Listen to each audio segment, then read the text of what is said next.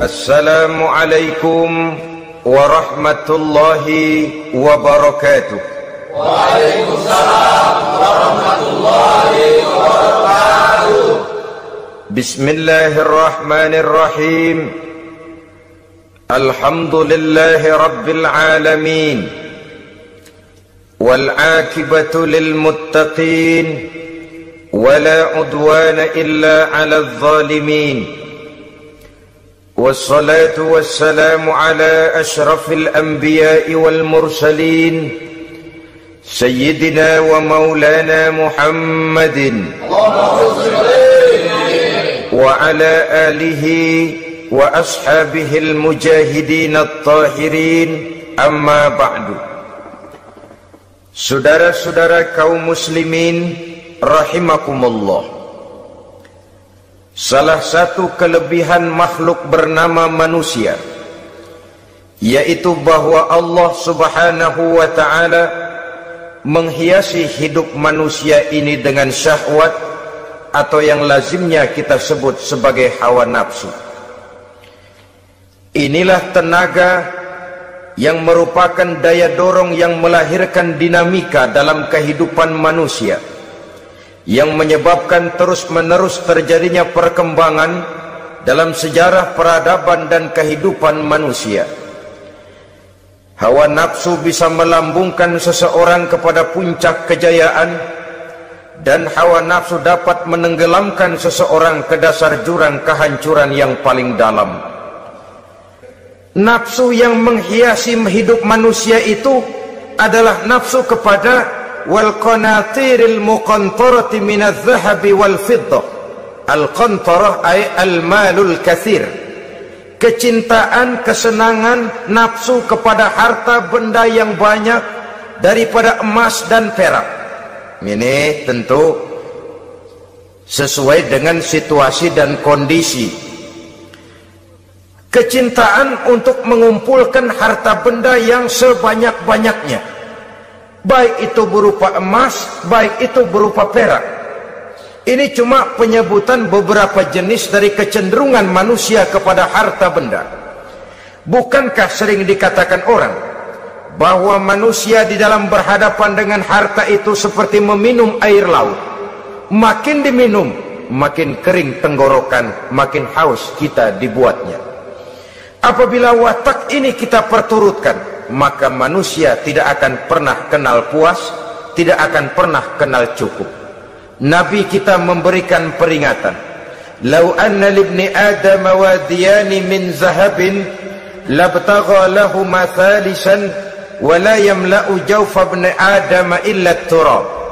Andai kata manusia mempunyai dua buah ladang yang seluruhnya berisi emas, akan puaskah manusia? Tidak, mereka akan cari ladang emas yang ketiga. Wala yamla'u jawfa ibni Adam illa turab. Sungguh mulut manusia ini tidak akan pernah penuh terisi kecuali kalau sudah disumpal dengan tanah. Artinya kalau sudah dia dipendam di liang lahat baru cukup. Tetapi sepanjang dia masih bergerak, masih hidup dan bernyawa, masih bisa berusaha dan berbuat, dia tidak akan pernah mengenal puas. Ini akan mendorong manusia terjebak kepada menghalalkan segala cara untuk mencapai tujuan. Yang penting kaya, kan begitu? Dan cepat. Sebab sekarang orang sering motong kompas. Yang penting kan cepat kaya. Soal cara, kalau jujur aja mah, sampai kapan mau kaya? Perkara itu renten, bukan soal. Perkara itu judi, tidak jadi masalah. Perkara itu korupsi, menyangkut hak orang banyak, bukan soal. Yang penting cepat kaya. Dan anehnya lagi, tidak malu menumpuk kekayaan dengan cara yang tidak wajar. Ya kan orang hidup bermasyarakat tuh bisa dianalisa tuh. Emang usahanya apa sih? Gajinya sebulan berapa sih? Kok bisa gitu-gitu bener sih? Dari mana sih? Secara langsung orang tidak berani bertanya, tapi dari mulut ke mulut akhirnya tersebar jadi rahasia umum. Si Ano kan punya Ano, dia Anonya seano. Ini bisa jadi bahan pertanyaan dalam kehidupan, akhirnya jadi gunjingan. Orang sudah tidak terlalu peduli dari mana kekayaan itu diperoleh, yang penting kaya. Dengan menghalalkan segala macam cara, terjebaklah ke dalam cara-cara mafia, terjebaklah ke dalam cara-cara yang tidak wajar, tidak bijaksana, memperkuat klik, clean, dengan menghantam yang lain. Saudara-saudara kaum muslimin rahimakumullah, bahwa manusia punya nafsu ingin kaya itu boleh. Agama memberikan tuntunan, memberikan aturan. Tidak hanya sekedar asal kaya, tidak hanya sekedar asal banyak harta.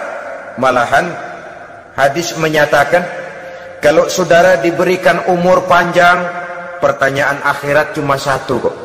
Umurmu kau habiskan di mana? Kalau saudara diberikan amanah berupa ilmu pengetahuan, pertanyaan akhirat juga cuma satu kok. Ilmumu kau amalkan untuk apa? Tapi kalau kita diberikan amanah berupa harta benda, pertanyaan akhirat itu dua. Min aina iktasabahu wa fima anfaqahu. Dari mana hartamu kau dapat, kemana hartamu kau belanjakan. Dari mananya ditanya, kemananya juga ditanya. Depan belakang ditanya. Dan kalau mempergunakan harta untuk kesenangan syahwat, orang berani bukan main. Tapi kalau untuk kepentingan agama, yang hakikatnya untuk kepentingan dirinya sendiri, berat seperti nyabut bambu dari ujung. Orang kalau menyumbang masjid 100.000, itu kan zohirnya memberikan panitia masjid, tapi hakikatnya kan dia nabung buat dirinya sendiri. Seolah-olah dia cuma berkata, Pak, tolong saya titip 100.000, ini untuk kepentingan saya di akhirat nanti. Silakan uangnya mau dibelikan semen, pasir, kaca, pintu, jendela, silakan. Saya cuma titip, ini untuk saya di akhirat nanti. 100.000 Pak. Zohirnya dia memberikan kepada panitia masjid, madrasah, pesantren, yatim piatu. Hakikatnya dia nabung buat dirinya sendiri di akhirat. Malah tabungan ini bukan SDSB namanya, SDBS. Sumbangan dana berhadiah surga, itu SDBS namanya. Sekarang orang mengejar SDSB, lalu berat mengejar SDBS, sumbangan dana yang berhadiah surga langsung dari Allah Subhanahu wa ta'ala. Coba kalau dia main golf, sewa lapangan golf itu 400-500 ribu sebulan, paling 4-5 kali main. Beli stick golfnya saja sampai jutaan. Datang panitia pembangunan masjid 100. Minta didoain masuk surga lagi. Surga 100. Saudara-saudara kaum muslimin rahimakumullah, kecintaan kepada harta benda yang banyak, baik berupa emas, berupa perak, mendorong orang untuk berlomba-lomba yang Allah peringatkan dalam Al-Quran, alhaakumut takatsur hatta zurtumul maqabir. Kamu telah lalai akibat kamu berlomba-lomba memperbanyak materi dunia. Hatta zurtumul maqabir, sampai kamu dekat masuk ke liang kubur, baru rupanya sadar bahwa perlombaan ini tidak akan pernah sampai ke garis finish.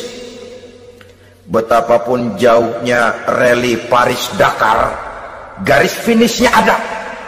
Betapapun hebatnya medan yang ditempuh, buasnya gurun pasir Afrika, garis finishnya pasti ada. Itu kan rally yang terbuas di dunia katanya, Paris-Dakar. Tapi garis finishnya ada. Namun jikalau kita berlomba memperbanyak harta, kita tidak akan pernah sampai ke garis finish. Yang kecil-kecilan aja dah. Kalau orang ditanya, kamu kenapa sih belum mau sembahyang? Ya bagaimana mau sembahyang Pak, tinggal di Jakarta masih kontrak.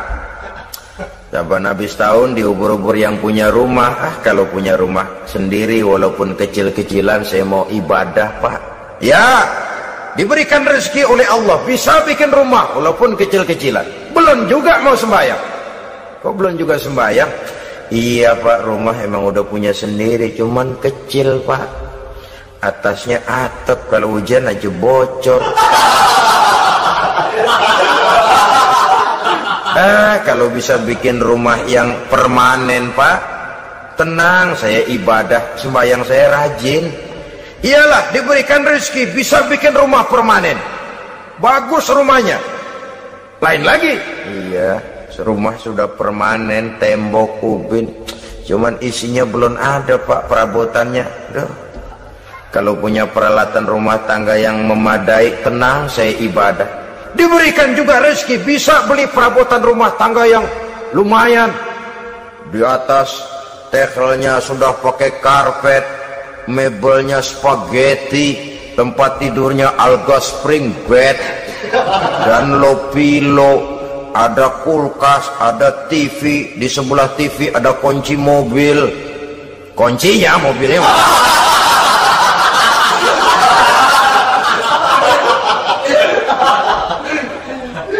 bagaimana? Sekarang sudah cukup perabotan? Perabotan sudah ada Pak, cuman kendaraan belum punya ini. Kemana-mana masih ngukur jalanan aja. Kalau punya kendaraan enak, kemana-mana cepet Pak, mau ke masjid juga getap dah, rajin. Diberikan rezeki, bisa beli kendaraan. Lain lagi nanti. Sudah punya sepeda, pengen punya motor, kepengen punya mobil, kepengen punya pesawat terbang, pengen punya kapal induk. Sudah punya kebun, pengen beli sawah, sudah punya sawah, pengen punya gunung, sudah punya gunung, laut diborong. Perlombaan materi tidak akan pernah membawa kita ke garis finish, karena sifatnya sangat abstrak, bahkan akan mendorong kita seperti gurita, cenderung kepada penyakit tamak bin rakus alias serakah. Dengan demikian saudara-saudara, bahwa kecintaan kepada harta merupakan nafsu, dan nafsu itu adalah perhiasan. Dia bisa menjadi daya dorong positif. Kalau dalam upaya memperoleh harta itu kita tidak akan keluar dari tujuan keridhaan Allah. Saya cari nafkah, tapi yang Allah ridho. Saya ingin kaya, tapi dengan cara yang Allah ridho. Ini kunci yang akan menyelamatkan kita manusia dari perangkap menghalalkan segala cara. Ini yang ketiga.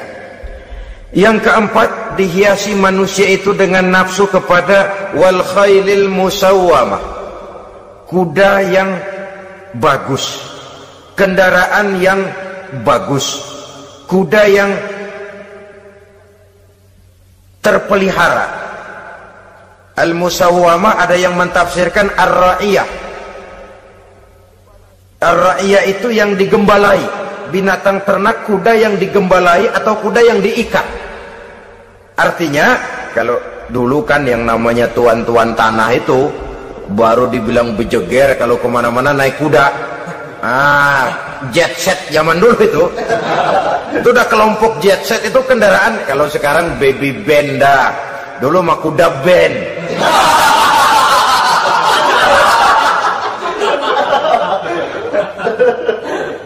Manusia punya kecenderungan suka kepada kendaraan, apalagi di zaman sekarang ini. Wah, iklan-iklan itu kan sangat menggoda kita, melayani segala macam bentuk penjualan. Nah, ini lalu terangsang biar duit cekak. Kalau udah ngebaca itu, wah berani banget dah.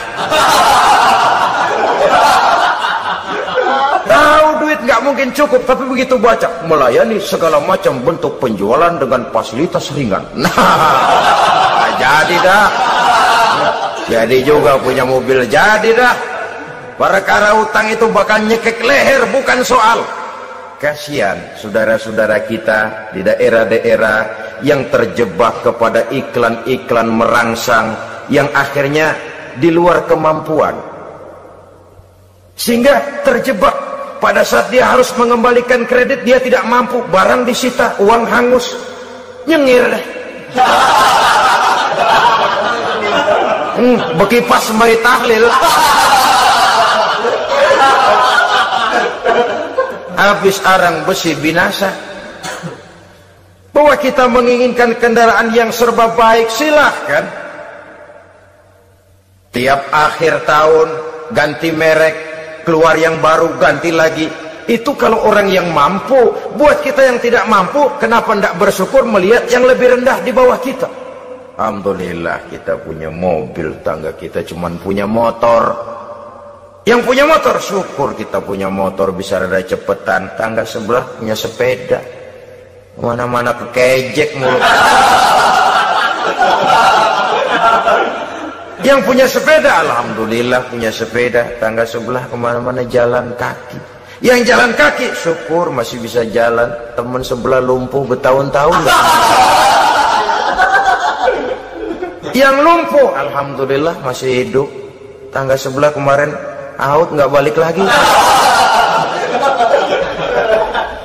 Saudara-saudara, saya pikir menengok ke atas itu perlu supaya ada rangsangan kita untuk maju. Tapi menengok ke bawah pun juga lebih perlu agar kita mensyukuri yang ada dan tidak suudzon, tidak buruk sangka kepada Allah. Apa yang diberikan Allah kepada kita sekarang ini, itulah yang terbaik menurut Allah untuk kita. Saudara-saudara kaum muslimin rahimakumullah. Dahulu ada seorang pemuda, matanya buta. Dia mengeluh, ya Allah, kenapa saya dilahirkan dalam keadaan buta? Apa dosa saya? Apa salah saya? Andai kata saya tidak buta, saya melihat keindahan alam ini, saya lebih akan bersyukur kepadamu ya Allah. Nah sudah, dia berburuk sangka kepada Allah. Satu hari, ini Raja Baduy di pedalaman mengerahkan tentaranya menculik anak-anak muda. Ini Raja Baduy ini kanibal, artinya suka makan daging manusia. Anak-anak muda ini diculik. Yang masih muda-muda ya, kalau kambing muda itu kan di sop rada sedap. Rupanya ini Raja kanibal ini begitu. Anak-anak muda termasuk ya pemuda yang buta tadi itu kena culik. Ya sudah diculik, dirawatlah di istana raja ini, diberikan pakaian bagus, dikasih makan serba enak. Sebab apa? Supaya badannya gemuk. Setelah gemuk nanti dipotong di sop legit. Sudah, kerjanya cuma makan tidur, fasilitas nikmat, tidur enak. Udah giliran dapat 1 bulan 2 bulan kemudian, ketika mau diambil anak-anak muda ini, raja sendiri yang milih mana yang di sop duluan nih. Sampai giliran anak muda yang buta ini, raja geleng kepala. Yang begini mah buta, dagingnya nggak enak. Ini satu lepas saja, lepas. Saya mau makan daging orang buta, lepas saja. Pulang ini anak muda, batinnya bersyukur, sujud syukur, ya Allah, katanya untung saya buta. Coba kalau saya nggak buta udah habis saya di sop. 2 bulan yang lalu dia mengeluh, ya Allah kenapa saya dilahirkan dalam keadaan buta. Sekarang dalam pulang ke rumah, perjalanan menuju ke rumah, dia berkata, alhamdulillah, andai kata saya tidak buta, habis badan saya disop oleh raja yang kanibal tadi itu. Saudara-saudara kaum muslimin rahimakumullah. Jadi dengan demikian pola hidup yang konsumtif sesungguhnya sangat tidak mendidik apabila dilatar belakangi oleh kemampuan yang tidak menunjang. Dengan demikian setidaknya mendidik orang untuk berkhayal. Anak-anak muda sama merek mobil ngerti banget dah, punya kagak? Ini BMW model terakhir nih. Nih kemarin gue ngeliat di sana, gue megang rame.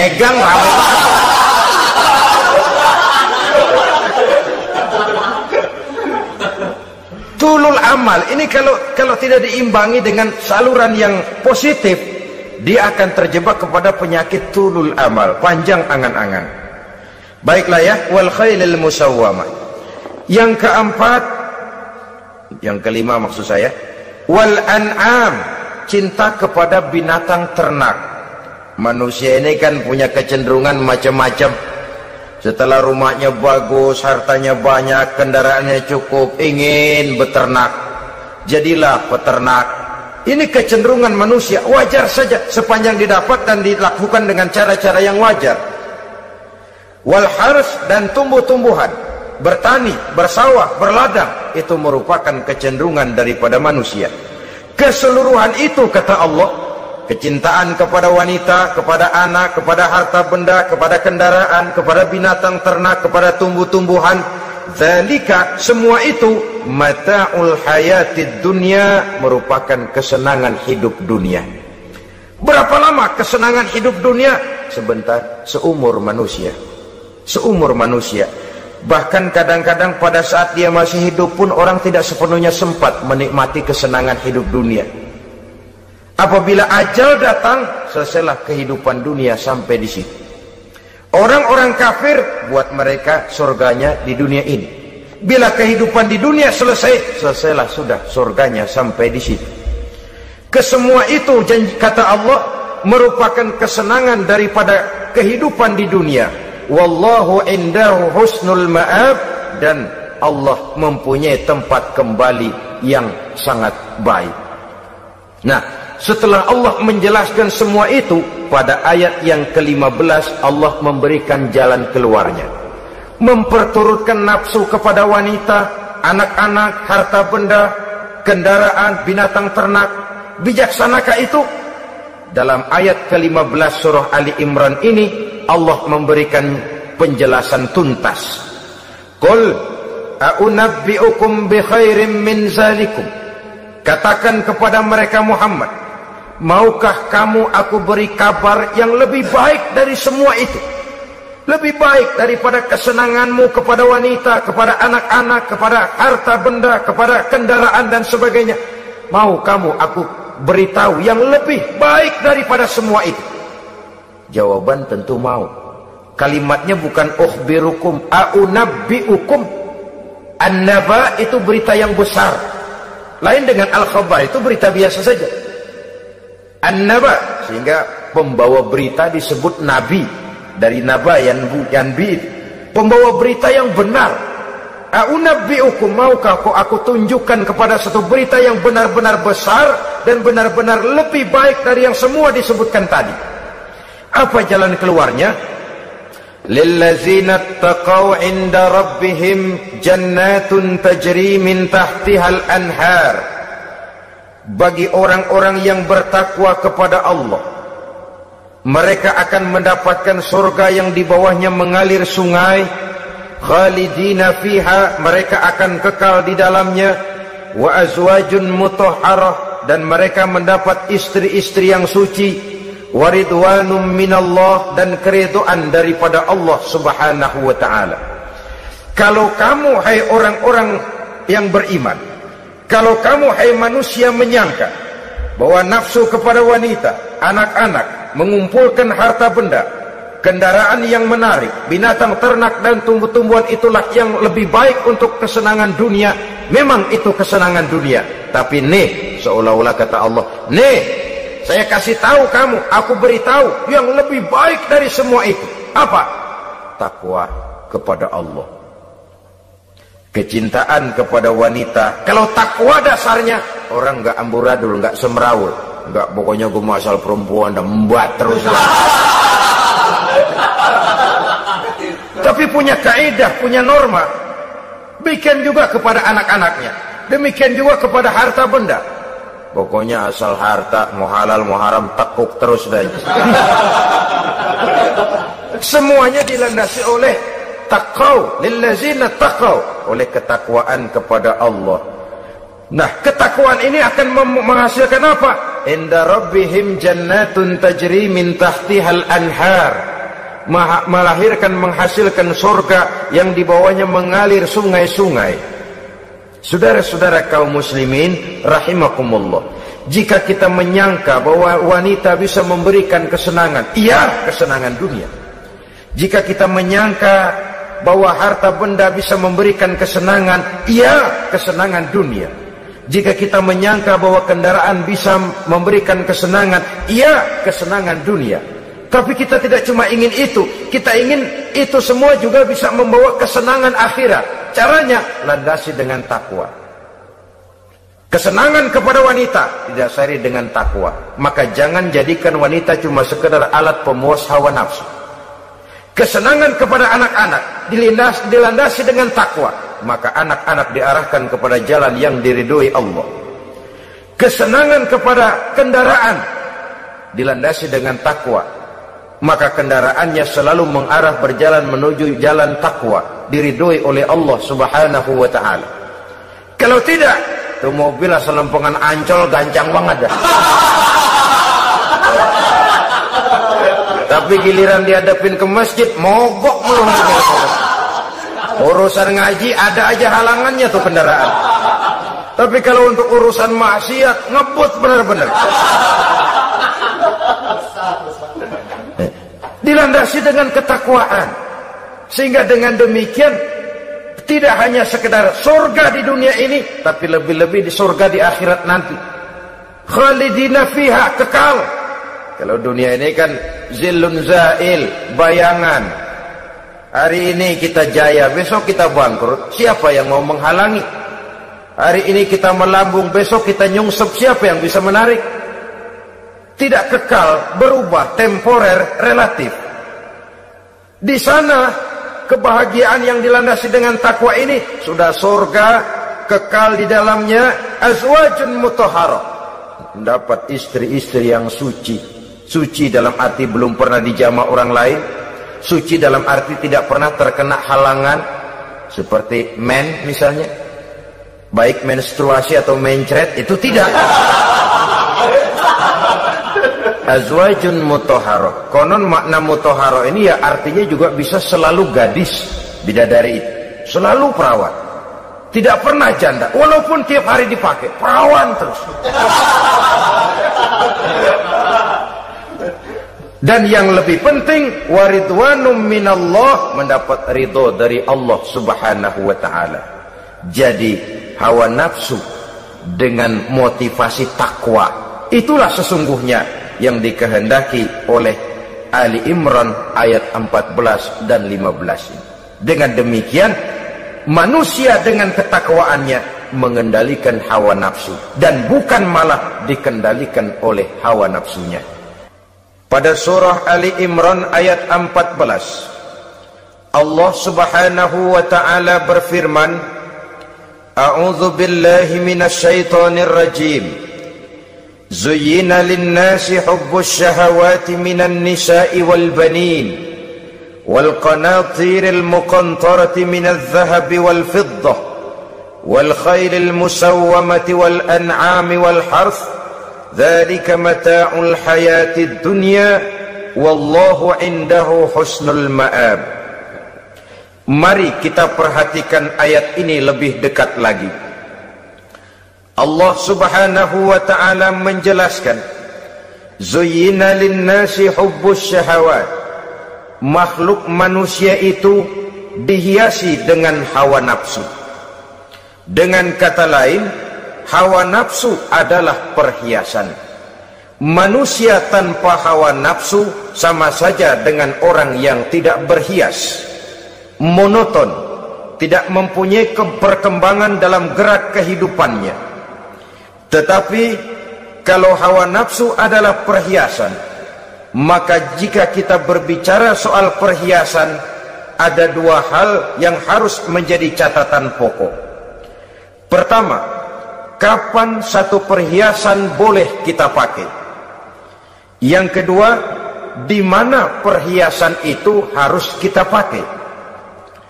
Kalau saudara berdandan rapi, pakai sepatu dengan kaos kaki, celana, jas, pakai dasi segala macam, tapi itu saudara lakukan pada saat saudara akan pergi ke WC, maka saudara sudah memakai perhiasan tidak pada waktu yang tepat.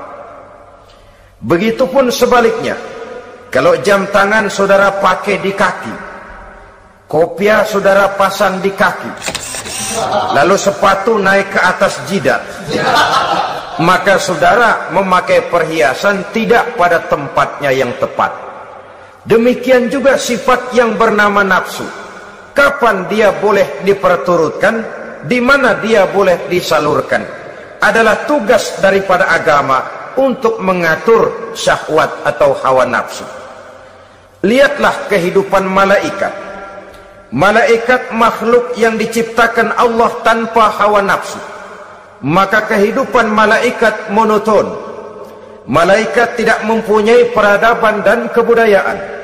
Malaikat adalah makhluk yang secara instinktif diciptakan untuk berbakti, tidak punya alternatif atau pilihan lain. Saudara lihat, ada malaikat yang sejak diciptakan diperintahkan untuk sujud, sujud saja sampai sekarang, enggak bangun-bangun. Ada malaikat yang sejak diciptakan diperintahkan untuk tasbih, tasbih saja, yang lain tidak. Ada malaikat yang sejak diciptakan diperintahkan mencabut nyawa, nyawa saja urusannya, yang lain tidak. Pekerjaannya monoton, tetapi memang karena tidak ada hawa nafsu, tidak ada kecenderungan malaikat untuk nyeleweng. Belum pernah kita dengar misalnya ada malaikat Jibril korupsi ayat. Ini kelihatannya ayat bagus ini, nggak usah disampaikan kepada bawahan Muhammad, dipakai sendiri saja. Tidak. Kita belum pernah dengar malaikat maut keliru mencabut nyawa orang yang belum waktunya modar. Belum pernah. Malaikat itu ibadun mukramun, la ya'sunallaha fima amarahum wa yaf'aluna ma yu'marun. Maka kehidupan malaikat adalah monoton. Dinamika tidak ada, peradaban dan kebudayaan juga tidak ada. Andai kata bumi dan seluruh isinya diserahkan kepada malaikat untuk mengisinya, barangkali saudara tidak akan pernah kenal jembatan Semanggi, saudara tidak akan pernah kenal Monas, gedung-gedung bertingkat, gedung-gedung pencakar langit. Semua yang menggerakkan itu adalah karena manusia mempunyai hawa nafsu. Nah, kemudian pada kalimat berikutnya Allah memberikan rincian. Apa nafsu kepada apa yang paling menonjol dalam kehidupan manusia itu? Pertama, minan nisa, hawa nafsu kepada perempuan. Ini tentu yang ditujukan laki-laki.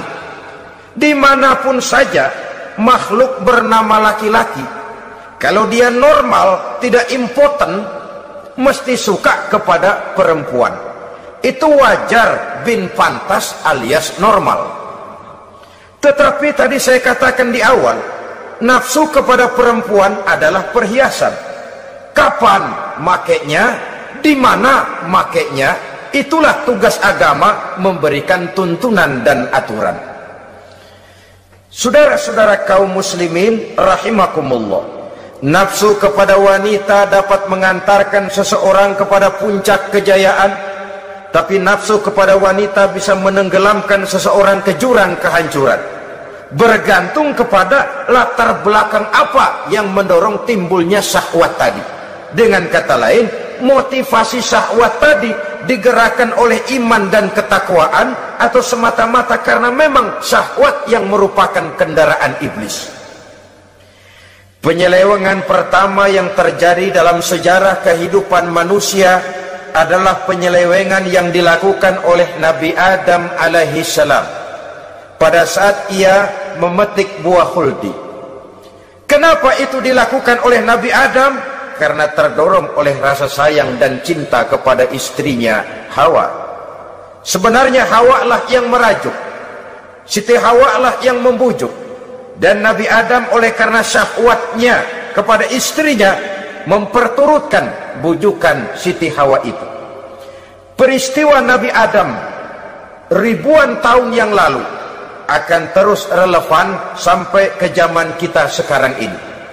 Berapa banyak orang-orang yang karena terlalu ingin menyenangkan istrinya, lalu tidak segan-segan melakukan perbuatan-perbuatan yang menyimpang, baik itu merugikan orang lain, merugikan masyarakat, bahkan merugikan bangsa dan negaranya. Seorang pedagang tidak akan segan-segan menipu. Sebaliknya pun begitu. Tidak jarang wanita di dalam kelemahannya bisa menenggelamkan dunia. Seorang suami yang jujur, polos, lugu, sederhana bisa jadi koruptor ulung karena didorong-dorong oleh istrinya. Istrinya barangkali bisa saja dibakar-bakar oleh tetangganya. Suaminya jujur, sederhana, kepala bagian, tempatnya basah tapi melarat. Istri rupanya tidak sabar melihat gaya hidup yang makin konsumtif, persaingan yang makin tajam. Suaminya dikipas-kipasin. Kata istrinya, bang, tetangga sebelah kita lakinya pegawai kecil, bang, tapi gelangnya kayak pelek beca. Abang ini kepala bagian tidak bisa membelikan saya macam itu, percuma lah. Kata suaminya, ya bagaimana, bu, gaji saya cuma segitu-gitunya. Ya namanya kepala bagian, apaan, kayak sahabat dulu. Kalau sudah berpikir ke arah ini, artinya sudah ngipasi suaminya untuk melakukan tindakan yang tidak wajar. Saudara-saudara kaum muslimin rahimakumullah, sejak zaman klasik sampai kepada zaman kita sekarang ini, kita melihat kecenderungan syahwat kepada wanita ini. Julius Kaisar yang katanya gagah perkasa ternyata tunduk di bawah kaki Cleopatra. Napoleon Bonaparte, the Lion of Europe, singa daratan Eropa, luas kekuasaannya, gagah perkasa tentaranya, kepada siapa dia tunduk? Ke bawah kakinya Margaret Josephine. Demikianlah di zaman kita sekarang, kita melihat di Jepang betapa Perdana Menteri Uno didesak mengundurkan diri dari jabatan Perdana Menterinya oleh karena terlibat skandal dengan geisha. Kita juga melihat di Amerika betapa Senator Gary Hart dari Partai Demokrat yang masih muda, jenius, diharapkan masa depan Amerika lahir dari tangannya, terpaksa mengundurkan diri dari calon presiden oleh karena terlibat skandal dengan Donna Rice. Kita juga menyaksikan betapa parlemen dan kabinet di Inggris sempat geger oleh karena skandal Pamela Bordes, pelacur kelas kakap yang melanglang buana mencari sasaran-sasaran kakap. Ini adalah kisah kejatuhan yang diakibatkan oleh hubbus syahawat minan nisa. Oleh karenanya benar jika Nabi kita menyatakan an-nisa'u imadul bilad, wanita adalah tiang negara. Jikalau baik wanita, baik negara. Jikalau rusak wanita, hancur negara. Kalau syahwat kepada wanita cuma semata-mata karena syahwat, maka seorang laki-laki akan memandang wanita cuma sekedar alat pemuas hawa nafsu. Nilainya rendah. Sedangkan agama kita mengajarkan ma akraman nisaa illa karimun wa ma ahanan nisaa illa laimun, kata Nabi. Tidak akan menghormati kaum wanita kecuali orang-orang yang terhormat, dan tidak akan merendahkan derajat kaum wanita kecuali memang orang-orang yang rendah moralnya. Dengan kata lain, apabila syahwat minan nisa ini dilandasi dengan semangat iman dan ketakwaan, maka kehidupan Rasulullah sallallahu alaihi wasallam sungguh menjadi figur dan contoh dalam kehidupan kita. Perkawinannya bukan karena wajah yang cantik semata-mata, tapi lebih merupakan nilai ibadah kepada Allah Subhanahu wa taala. Dengan demikian, kecenderungan kepada hubbus syahawat minan nisa dikontrol oleh nilai iman. Barometernya, tolok ukurnya adalah iman. Di zaman sekarang banyak kasus kawin campur yang pada akhirnya akan membingungkan kita sendiri. Padahal Al-Quran secara jelas dan tegas memberikan bimbingan. Orang itu kalau sudah, kata Imam Syafi'i, wa ainur ridha an kulli aibin kalilatun kama anna aina suhti tubdil masawiya. Mata kalau dibalut cinta dia buta terhadap nista, tapi mata kalau dibalut benci hanya melihat yang keji-keji saja. Biasanya cinta kepada wanita memang bisa menimbulkan dorongan yang positif, tapi juga bisa membuat seseorang buta sama sekali. Dorongan yang positif paling kurang dari segi penampilan. Coba lihat lelaki kalau lagi demen perempuan, lenjeh banget kan? Sisiran rambutnya rapi, teriskaan bajunya lancip, sepatunya mengkilat, kantong celananya tebel, perkara anduk isinya bukan soal. Yang penting kan gaya. Lalu dinamis, kreativitasnya ada saja timbul. Tapi pada sisi lain, jikalau orang sudah kehilangan pertimbangan, juga kadang-kadang tidak segan-segan mengorbankan akidah, mengorbankan nilai-nilai iman. Padahal ini taruhan utama, sampai Quran dengan tegas memberikan peringatan. Wala amatun mu'minatun khairun min musyrikatin walau a'jabatkum. Perempuan budak yang hitam legam, kalau beriman, itu lebih baik untuk dinikahi daripada wanita cantik berkulit kuning langsat tapi musyrik. Lebih baik budak yang hitam legam beriman daripada wanita cantik berkulit kuning langsat berhati bangsat. Tapi kita kadang kehilangan pertimbangan. Karena agama, karena cinta agama digadaikan, karena cinta akidah terjual, karena cinta keyakinan jadi korban. Ini semua penyakit yang datang dari hubbus syahawat minan nisa, kecenderungan mengumbar nafsu kepada perempuan. Ini memang perhiasan, tapi bisa juga jadi bumerang dalam kehidupan manusia. Berapa banyak penyelewengan terjadi karena pengaruh wanita yang tidak bisa jadi bisa. Ini pengaruh di dalam kehidupan memang sedemikian besarnya, sehingga saudara-saudara kaum muslimin, inilah yang perlu dikendalikan dalam kehidupan, kapan dan di mana. Kalau nafsu adalah perhiasan, kapan dan di mana perhiasan itu harus kita pakai, di mana dia harus kita tempatkan. Begitu juga yang menyangkut soal perempuan. Kapan? Ya kapan? Tentu kalau sudah nikah. Di mana? Yang jelas bukan di depan umum.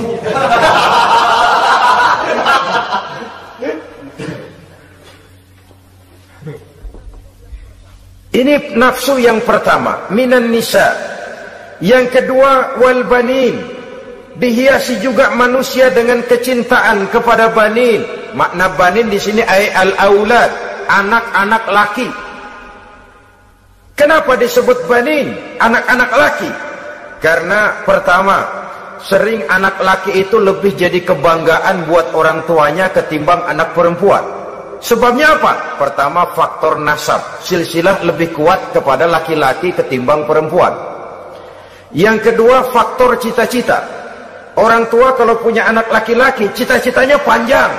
Nak, kau nanti jadi dokter ya, nak jadi insinyur ya, nak jadi pilot ya, nak jadi pengusaha ya, nak jadi presiden ya. Tapi kalau dia punya anak perempuan, paling ya nak, mudah-mudahan nanti kamu dapat jodoh orang baik nak, dapat jodoh orang soleh. Saudara-saudara, yang ketiga, anak perempuan itu kalau sudah berkeluarga biasanya pindah kepada lingkungan keluarga lain, sehingga orang berkata punya anak perempuan banyak sebenarnya seperti agen. Artinya ada yang mau bawa, kan begitu. Ada yang minta ambil, ada yang berminat buntel. Paling dia nengokin orang tuanya ya lebaran. Ya syukur kalau sebulan sekali atau seminggu sekali, tapi minimnya kan lebaran. Dengan demikian dari garis nasab ini lebih kuat al-banin ketimbang al-banat.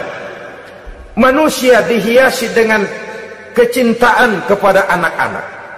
Sering karena terlalu cinta kepada anak, kita menjerumuskan anak. Terlalu sayang kepada anak, segala maunya kita perturutkan tanpa kendali dan kendala. Akhirnya sifat yang demikian itu malah mendorong anak untuk manja, tidak percaya kepada kemampuan yang dimilikinya, selalu mengandalkan kepada kebesaran, kemampuan daripada orang-orang yang dibanggakannya itu. Dan dalam kondisi demikian, kedewasaan dan tanggung jawabnya akan lambat berkembang. Maka Allah subhanahu wa ta'ala memperingatkan bahwa harta dan anak bisa menjadi fitnah. Dalam ayat lain Allah juga memperingatkan, Ya ayyuhalladzina amanu la tulhikum amwalukum wa auladukum an zikrillah. Wahai orang-orang yang beriman, jangan sampai hartamu dan anak-anakmu memalingkan kamu daripada mengingat Allah. Jangan sampai kesibukanmu kepada anak dan harta benda menyebabkan kamu sampai lupa mengingat Allah Subhanahu wa ta'ala. Berapa banyak manusia yang tenggelam dengan melupakan Allah, jauh dari agama, jauh dari tuntunan syariat, oleh karena disibukkan oleh persoalan anak dan persoalan harta benda. Maka satu-satunya jalan, jikalau kita tidak ingin anak kita sampai memalingkan kita daripada mengingat Allah, nilai-nilai keimanan harus ditanamkan kepada mereka sedini mungkin. Dengan bekal ini, maka mereka, anak-anak kita, insya Allah tidak akan membuat kita orang-orang tua ini berpaling daripada mengingat Allah, berpaling daripada kehidupan beragama. Memang karena anaklah kita orang tua peras keringat banting tulang, pergi pagi pulang sore cari nafkah. Karena anaklah kita orang tua, kepala jadi kaki, kaki jadi kepala. Asal mereka bisa menikmati hari depan yang lebih baik dari yang kita nikmati sekarang ini. Tapi berapa banyak juga orang-orang tua yang tidak sadar akan amanah berupa anak ini. Mereka lalai, mereka bersikap masa bodoh, padahal tidak akan ada yang tidak dipertanggungjawabkan di hadapan Allah Subhanahu wa ta'ala. Orang tua bisa mendapat pensiunan pahala kalau anaknya tumbuh menjadi anak yang soleh. Tetapi orang tua pun bisa saja masuk neraka karena anaknya menjadi anak yang kurang ajar dan orang tuanya sama sekali tidak pernah memberikan pendidikan yang sebagaimana mestinya. Saudara-saudara kaum muslimin rahimakumullah, kita tentu berharap memperoleh pensiunan pahala dan bukan mendapat tambahan dosa dari kekurang ajaran anak-anak kita akibat kita sebagai orang tuanya tidak pernah mau mendidik mereka. Dalam hadis ada diriwayatkan, ada anak kurang ajar, sembahyang tidak, puasa ibadah tidak, kenal Allah tidak, beriman pun tidak, dosa kelewat banyak, kejahatan berkarat. Di akhirat nanti disidang dia, ditanya, kamu kenal siapa Tuhanmu? Tidak. Kamu tahu siapa nabimu? Tidak. Kitab sucimu apa? Tidak tahu. Kiblatmu di mana? Tidak ada. Kamu sholat? Tidak pernah. Kamu puasa? Tidak pernah. Wah, kalau begitu kamu rusak sekali, kamu neraka. Anak ini mengajukan protes. Saya menuntut keadilan. Benar saya tidak kenal siapa Tuhan saya. Saya tidak tahu apa kitab suci saya. Saya tidak pernah mendirikan sholat, tidak pernah melaksanakan puasa. Pendeknya tidak ibadah dan tidak iman. Tapi semua itu terjadi, sebab-sebabnya tidak lain karena orang tua saya tidak pernah mendidik dan mengajarkan saya. Orang tua saya tidak pernah mengarahkan saya ke jalan itu. Sampailah saya seperti keadaan yang sekarang ini. Orang tua saya enak-enakan ngaji, saya teler diantepin aja. Orang tua saya memegang kitab, saya megang botol. Dia tahu, dia diam saja. Dia tahu dan dia tidak memberikan peringatan. Karena orang tua saya lah, maka saya jadi seperti sekarang ini. Kalau saya harus masuk ke dalam neraka, saya menuntut keadilan agar orang tua saya juga ikut bersama saya gabung ke dalam neraka. Orang tuanya yang baik-baik dipanggil, sudah mau berangkat ke surga nih orang tua, dipanggil, "Tar dulu mas, ini dulu." Mau kemana? Gancang banget. Surga pak, nanti dulu urusan belum beres. Ini benar anakmu ini. Dilihat anaknya, iya anak saya ini. Waktu di dunia nggak pernah diajarin ngaji, nggak pernah. Sampai dia nggak kenal Tuhannya, nggak kenal nabinya, nggak kenal kiblatnya, nggak kenal kitabnya. Iya. Dia sembahyang, kamu dia nggak sholat, kamu diemin aja. Iya kali. Kenapa pakai kali? Yang benar ngomong mas. Ramadan dia nggak puasa, kamu nggak tegur, kamu diam saja. Iya. Wah, kamu nggak tanggung jawab. Kamu tahu anak itu adalah amanah. Menyia-nyiakan amanah adalah khianat. Khianat adalah dosa besar. Jadi bagaimana saya? Ya kamu gabung sama anakmu, join ke neraka berdua bareng. Lantaran kamu tidak mau mendidik mereka, anak-anakmu, maka jadilah anak-anakmu seperti sekarang ini. Saudara-saudara kaum muslimin rahimakumullah. Sebaliknya, jikalau anak-anak kita yang kita cintai ini, yang merupakan buah hati belahan jantung, tumbuh dan berkembang menjadi anak-anak yang soleh, yang bermanfaat bagi masyarakatnya, bagi agama, bangsa dan negaranya, kita orang tuanya bolehlah tentram menerima pensiunan pahala. Menerima pensiunan pahala dari kesolehan anak yang ditinggalkannya. Alangkah nikmatnya mendapat pensiunan pahala. Terbaring kita di bawah pohon kemboja, nilai kebaikan kita dikenal orang, nama kita akan tetap hidup. Oleh karena kita meninggalkan anak-anak yang tumbuh menjadi generasi yang soleh, bukan anak yang salah. Oleh karenanya, kecintaan kepada anak jangan sampai membuat kita lalai dari mengarahkan mereka kepada kehidupan beragama. Di zaman sekarang ini, kecenderungan kita mengarahkan anak pun sudah kepada kecenderungan yang berbau materialistis. Maka yang ramai bagaimana anak bisa mengejar program MBA, Master of Business Administration, supaya keluar bisa jadi manajer. Bagaimana anak lalu kursus komputer, supaya keluar menjadi tenaga yang canggih di bidang komputer. Ya, kalau dia perempuan cantik, bagaimana dia bisa masuk Akademi Sekretaris and Management, supaya bisa jadi sekretaris. Atau bagaimana dia bisa masuk sekolah nyanyi, supaya nanti jadi penyanyi dengan tarik suara, uang lalu mengalir ke dalam kocek jutaan nilainya. Maka yang ramai pun hal-hal yang semacam itu. Dalam pada itu, pengajian, kursus-kursus keagamaan, studi-studi klub yang membicarakan masalah-masalah agama, ramainya kadang-kadang kalau bulan Ramadan, dianggap training center. Ya lumayan, daripada tidak sama sekali mah lumayan. Tapi dengan demikian ini kan merupakan bagian terpokok dari kehidupan manusia.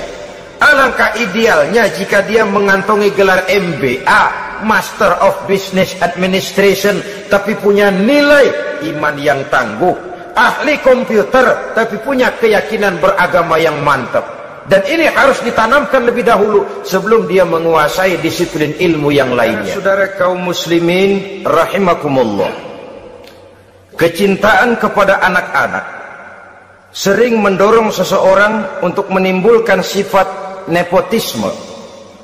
Segalanya serba garis keturunan. Sejak ia jalur birokrasi sampai ke dalam kehidupan sehari-hari, nepotisme ini bisa terlihat. Orang kehilangan kondisi objektivitasnya. Mampu atau tidak soal lain, bidangnya atau tidak bukan soal. Yang penting masih ada hubungan keturunan. Maka timbullah tumpang tindih untuk sesuatu pekerjaan yang tidak sesuai dengan kemampuan dan keahliannya. Di desa-desa kita melihat masjid, ketua masjid bapaknya, bendahara anaknya, sekretaris mantunya, Bilal besannya, kolbeduk engkongnya. Pokoknya asal masih ada garis keturunan, masuk, tidak minggir. Ini pada akhirnya kurang menciptakan pemerataan kesempatan. Iyalah kalau profesinya, tapi kan jarang yang demikian itu. Kita boleh cinta kepada anak-anak kita, Tapi jangan lalu mempergunakan posisi yang kebetulan kita gunakan untuk menempatkan anak-anak kita lebih dari kemampuan yang mereka miliki. Nepotisme yang lahir. Sehingga ini bukan saja tidak mendidik, tapi mengakibatkan terjadinya tumpang tindih. Tidak lagi berprinsip the right man on the right job, bahwa orang harus ditempatkan sesuai dengan keahliannya. Tapi kita sudah berpikir subjektif, ahli atau tidak ahli, asal masih berbau keturunan, ayo silakan. Nepotisme yang akan lahir. Oleh karenanya, mencintai anak adalah sesuatu yang merupakan perhiasan di dalam kehidupan.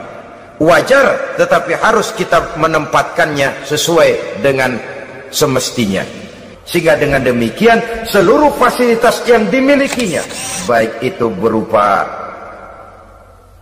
istri, anak, kendaraan, binatang ternak, harta benda, tanam-tanaman, seluruhnya semakin meningkatkan ketakwaannya kepada Allah Subhanahu wa ta'ala. Mudah-mudahan kita bisa mencapai tingkat ini, di mana kita hidup mampu dan sanggup mengendalikan nafsu, bukan malah dikendalikan oleh hawa nafsu. Terima kasih dan mohon maaf. Wassalamualaikum warahmatullahi wabarakatuh. Waalaikumsalam warahmatullahi wabarakatuh.